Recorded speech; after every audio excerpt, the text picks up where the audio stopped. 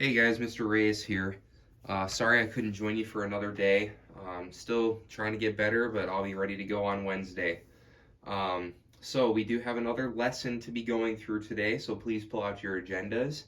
We are going to be doing lesson 8 today, more work with the Pythagorean theorem. So please pull out your agenda, pause the video, write in Zern lesson 8. Okay, now that we are unpaused, here's an important note for you. We are going to have a quiz on Thursday. So tomorrow, Wednesday, is the field trip. Thursday, we will be coming back and doing a quiz on the Pythagorean theorem, on squaring and square roots, on rational and irrational numbers, all things that we've been doing for the past couple of weeks. This is for me to be able to check to see where you are. We've done a lot of good practice, a lot of good work with it, so let's just continue that today. So thanks for following along. All right, couple of notes. Everything that you see, you can access in Blackboard. Okay, everything that we're doing today, you can access in Blackboard. So I want you to go to my math class. Okay, Reyes Math 8. We've been doing this for a while now. Access your digital notes here today. Okay, you're going to be going to units. Okay, go to unit 8. And then we are going to be doing lesson 8 today. I want you to download and send to Notability both of the documents that are in there. So we're going to be doing finding unknown side lengths. Okay, we have the notes and the extra practice. I want you to download both of them to Notability, please. We're going to be doing a couple of practice problems in the notes, and the extra practice, that's going to be your independent work time stuff. So please take a minute to download those. You can pause the video. Okay, so you don't need to do anything on your iPads right now. You just need to follow along. Okay, so below are two triangles. Okay, this is talking about yesterday's lesson. I'm not sure if you were able to watch the video or not, but this will be a good review anyway. Okay, from what we did before we went to break. So we have two triangles here. Okay, take a minute to observe what are the main differences between these two triangles. Okay, you might say that they both have an 8 and a 3. They both have a side length that we don't know. Okay, what's the difference though is that this one on the left here has a right angle. Okay, when we're doing the Pythagorean theorem, every triangle must have a right angle. Okay, so this is going to be the one that we are circling here. Circle the triangle that you can use the Pythagorean theorem with. Okay, we have to use this one because it has a right angle. Okay, now we are going to use the Pythagorean theorem. A squared plus b squared equals c squared. Okay, remember, c is the hypotenuse, the side length opposite of the right angle. Okay, the side length that does not touch that right angle. Okay, so this 8 is going to be c. Okay, this 3 that we know, it could be a or b. It doesn't matter. Okay, so we're going to walk through this together. We're going to call it a for now. Okay, so a squared plus b squared equals c squared.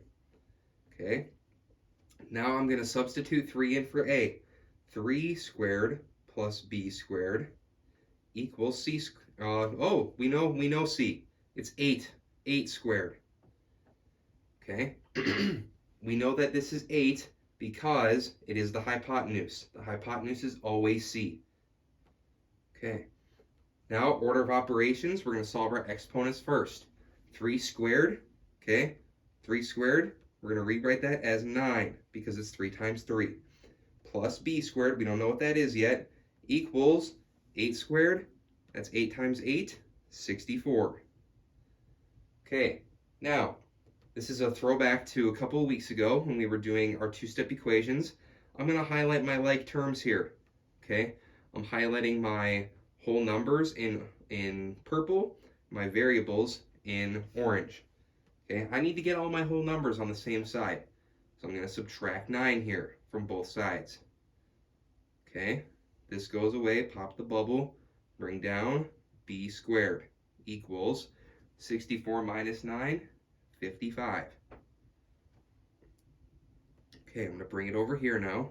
B squared equals 55. Okay, this should be a little bit of a review, just so that we're all on the same page. Okay, my goal is to find b. Okay, is b alone right now?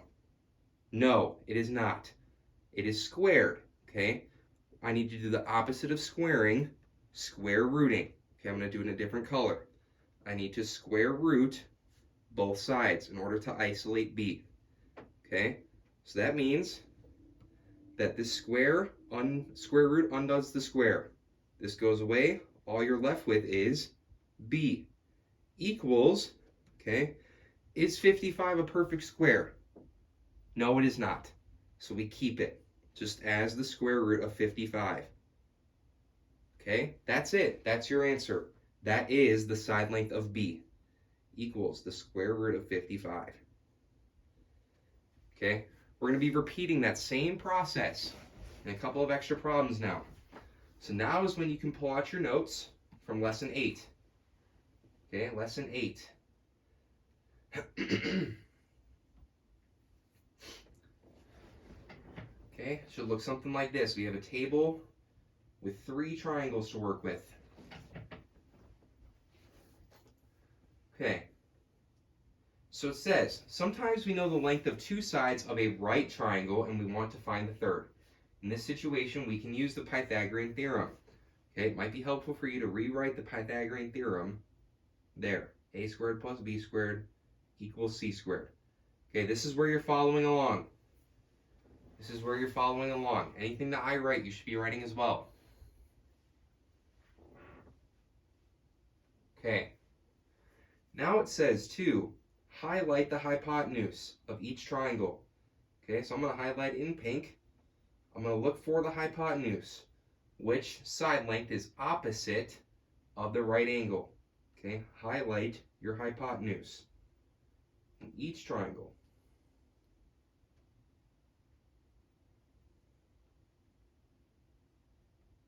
Okay, good enough. Okay, now in the right hand side, this is where we're going to be able to show our work here. Okay, this first one, we're going to be able to label. Okay, you might want to label each of your side lengths. Okay, we're labeling the hypotenuse C. That's what we're always doing. Okay, the legs, it doesn't matter. It can be A or B. Okay, you can flip-flop them. It does not matter. Okay, now we're going to do our work over here. Okay, I'm just going to do the first one with you. I'm just doing the first one with you. Okay, so it'll become a squared, which is 12 squared, plus b squared, 5 squared, equals c squared. Okay, I got that because a is 12, b is 5, and c we still don't know yet. Okay, now I'm going to solve and do my work. Okay, 12 squared is the same as 12 times 12. Okay, I'm just going to write that really small. 12 times 12 plus 5 times 5. Okay, that's what squaring means. 12 times 12, 144. Plus 5 squared, 25. Equals c squared. Okay, now this is really important. This is where you have to add these two together. Okay, I'm going to add them together. The answer is 169 equals c squared. Okay, now is c alone? No, it is not. I need to get c alone by doing the opposite of squaring, square rooting to both sides. Okay, now I'm left with c equals, okay, the square root of 169.